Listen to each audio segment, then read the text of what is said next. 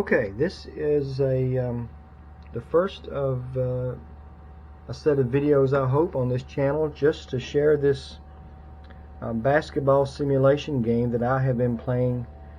We'll call it Mike's Tabletop. Great NBA replays, where I play seasons, replay seasons really back in the 70s and 80s. I have been doing this for, wow, over 30 years. And I just want to show this game and how it works, and then I think in some videos to come I'm actually going to play some games and video them and see if there's enough interest out there.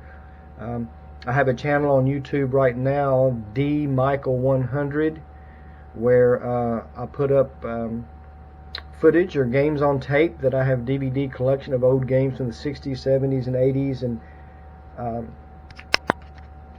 I've been delighted with the response to that. So there's obviously an interest in these, the NBA from that era. And so this game, I think it beats any other game out there. I've taken the old APBA game, and with the help of another guy called Brian Davis with an Excel spreadsheet, have made it very enjoyable and playable, where you actually play every play yourself. The players do it, but you choose where the ball goes and who shoots and so forth. At least I do. That's the way I play it. So I'm going to show you first of all how the game looks. I don't know if we're going to keep using this camera. I bought this is something like a GoPro. The idea was if you could see what I'm seeing, but the angle is just too wide. But I'll try to make it work with this one, and then we may get another camera for the next videos. Okay, you actually have a court that looks like this, that has the players' names, tabs that you tear off the top of the card. I've just got the next game I'm going to play. I'm playing the 76-77 season, and I've included 16 teams, but I've included the old St. Louis Spirits of the ABA. This is just a what if. What if the Spirits of the ABA went into the NBA in the merger? They could have. They took another deal instead. What if, and I'm using the individual playing cards from the players that were on that team, with some we've drafted, and I'll explain that too, to put together 16 teams of the 76-77 season.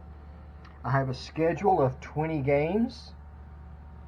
We do it, I call them weeks, just like the NFL, week 1, week 2, week 3, where each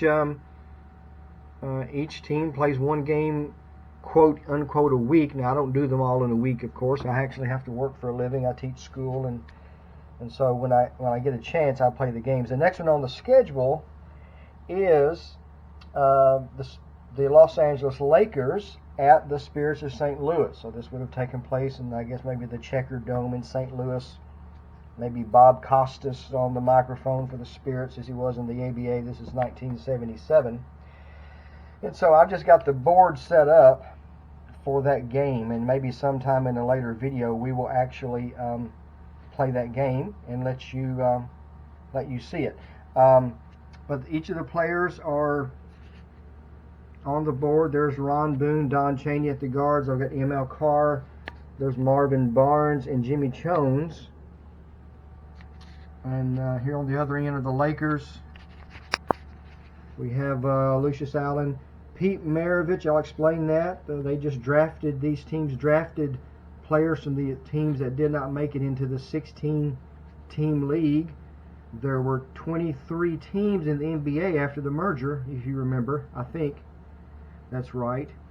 22 or 23. And there were 10 player cards per team.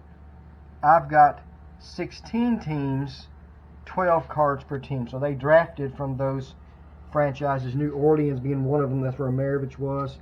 Cleveland I didn't put in this replay, so this St. Louis team drafted Jim Jones. But the rest of these players were on the Lakers. Don Ford, Kareem Abdul-Jabbar, Kermit Washington, big power forward. He got hurt that year. that could happen in this game this season. I'll explain that. Anything that could happen pretty much in the real life can happen here, and that's what makes the game so compelling. I play official games. When I play this game, it's not like a video game where I can just start all over. It's official. It goes in the books. I have score sheets. I keep all of those. I keep them on computer now. I'll explain all of that in ensuing videos. Let's look at the player card. That's what I want to do in this video, and then show you how the game basically is played. These are the old APBA cards, and the reason they don't make this game anymore, but I started playing it when I was just a kid, and this 77 set I think is the first set I got. I've got several others now. But the players are rated. They're all statistically rated. They're all objective statistics except the offense and defense, and they're all rated 1 through 5. This year you see Kareem Abdul-Jabbar in 77 is a 5 and a 5. That's the best you can get. I don't know, there may be 4 or 5 players in the league who are 5 and 5, but that's very good. And you'll see as you put the teams together, the better your offense and defense, the easier shots or passes or dribbles, you're more likely to be open, just like in real life. That's how those work. Their rebounds at 17 is very high. That's one of the last years. Kareem was a good rebounder when he was younger. The assist, fouls, those are all factors of 3, just how often they will pick up a foul. The assist, I don't let the play chart determine who gets the assist. I choose who passes, so the assist happens organically. But that tells you, it will tell you what kind of passer he is, and the numbers on his card will reflect that. Injury and scores. The scores is just a rating of, that's how many shots the player would take if they played 48 minutes. That's their average shots per minute. Average shot per minute times a factor of 48. He would shoot 24 times if he played all 48 minutes on the average that year. So Maravich is the highest in the league. See, his scores is 32, and he's a 5 and 4. That's ranking him pretty high. He gets lower in some other years, but 5 is as high as you can get. He's 5 on offense and 4.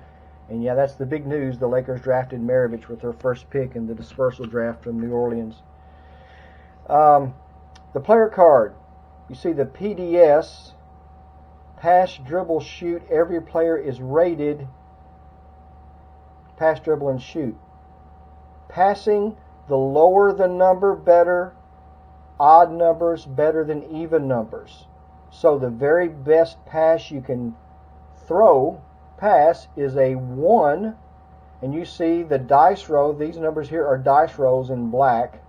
This used to be a dice and board game, and so the cards are all set up 11 through 16. You have 2 dice with 1 through 6 on them. 11 through 16, 21 through 26, on through 66. Those are dice row possibilities. That gives you the possibilities on the card. I have put the dice on an Excel spreadsheet, along with a lot of other things that have increased the dimensions of the game. So I'll explain that later. But we let Excel roll the dice for us, and we can play the game quicker and still get all the possibilities of what the player could do. So that 11 dice row and 66 are usually the best ones. 33 is very good. You see he's got low numbers there and everything. Lower is better than higher until you get to 31. 1 through 30, lower is better than higher on pass, dribble, and shoot, with the caveat on passing, odd is better than even up to a point. On dribbling, even is better than odd. On shooting, it's just lower is better. 1 is the best. 30 is the worst. And most every player will have at least 1-1. And that's not true. A big man, Kareem doesn't have any 1s because he's a big man. He don't shoot outside. He's got a 4 on the shot, as you see, on 66. His very best number is the 2 on the 33. I have just dealt with these cards so long in the dice rows, I know if it's a good shot, a good pass, a good dribble almost immediately, so I can play it much faster. I just played it since I was 13 years old, so I know them by heart by now.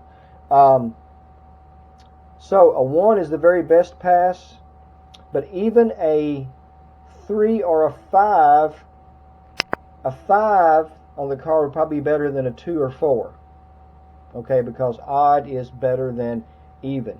You get so many points per pass. The way the games work is you get up to 2 passes and then a shot if you decide to do a pass pattern. You can do a set shot off the dribble.